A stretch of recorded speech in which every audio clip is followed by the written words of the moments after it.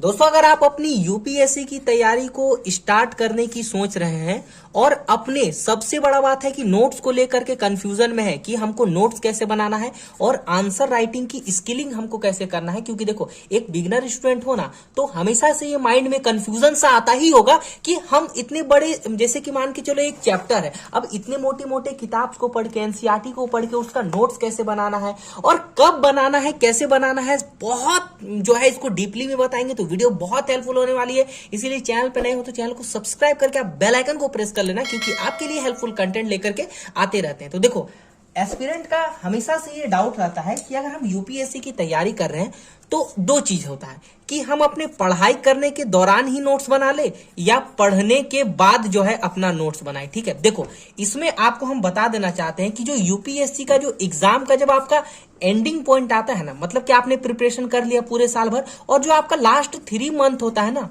वो आपका नोट्स ही आपको काम देता है। नोट्स इसीलिए काम देता है ना क्योंकि उस टाइम आपको चाहिए क्विक रिवीजन चाहिए। क्विक रिवीजन कब होगा? हम किताब को तो पढ़ा है लेकिन क्विक रिवीजन हमारा नोट्स देगा हमको। ठीक है, तो इसीलिए हमको सिलेबस के अकॉर्डिंग बहुत ज्यादा नोट्स बनाना पड़ेगा। ठीक है, तो देखिए आप कभी भी एक चैप्टर को पढ़ो, जैसे कि मान के चलो ये एक चैप्टर है, ये मान के चलो देखो भारत का राष्ट्रीय आंदोलन है, तो कभी भी आप, जैसे ये चैप्टर 8 है, इसको यहां से मैंने यहां तक, ये देखो इतना बड़ा चैप्टर है और कहीं ना कहीं यूपीएससी के लिए तैयारी कर रहे हैं तो हमको डीप में पढ़ना पड़ेगा।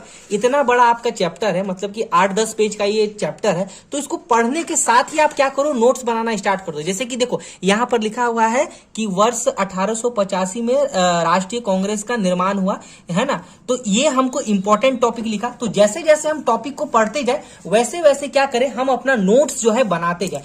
आप डायग्राम बेस्ड नोट्स बनाओ, मैपिंग थ्रू नोट्स बनाओ, देखिए इस टाइप में बनाओ, थोड़ा सा फ्लो चार्ट का यूज करोगे ना डायग्राम का, तो कहीं ना कहीं वो मेंस की राइटिंग में भी काम देगा। और ऐसे बनाते बनाते एक दिन आपके पास बहुत सारा जो है ऐसे नोट्स क्रिएट हो जाएगा और ये आपको लास्ट 3 मंथ में रिवीजन में काम देगा। इसीलिए कहते हैं पढ़ाई के दौरान ही अपना थोड़ा थोड़ा ऐसे जो है अपना नोट्स बनाना स्टार्ट कर दो। ठीक है, जो आपके लिए बहुत हेल्पफुल होगा, बहुत कारगर सिद्ध होगा। ठीक है, क्योंकि देखो चैप्टर को पढ़ने के बाद क्या होता है, हम भूल जाते हैं। अब मान के चलो ये एक चैप्टर मैंने पढ़ा, अब भाई ये चैप्टर पढ़ने के बाद दूसरा चैप्टर जाएंगे, रिवीजन करना पड़ेगा ना पिछला वाला। ठीक है, तो इसीलिए हम कोशिश करेंगे कि हम नोट्स का ही रिवीजन करके उस चैप्टर को पिछले वाले को कंप्लीट कर ले। राइट, और एक इंपॉर्टेंट बात, आप कोशिश करो इस टाइप में आप आंसर राइटिंग करने का कोशिश करो। देखो यहां जो देखो कि आंसर राइटिंग करने का कोशिश करो, किसी भी चैप्टर को पढ़ो, थोड़ा थोड़ा टॉपिक वाइज आंसर राइटिंग करने का करो व्हाइट पेज में। ये क्या होता है, आपकी स्किल को जो है ये क्या करता है, डेवलप करता है, ताकि आप अपने एग्जाम में स्पीड लिख पाओ। राइट, तो ये सब बातों का ध्यान रखना है। ठीक है,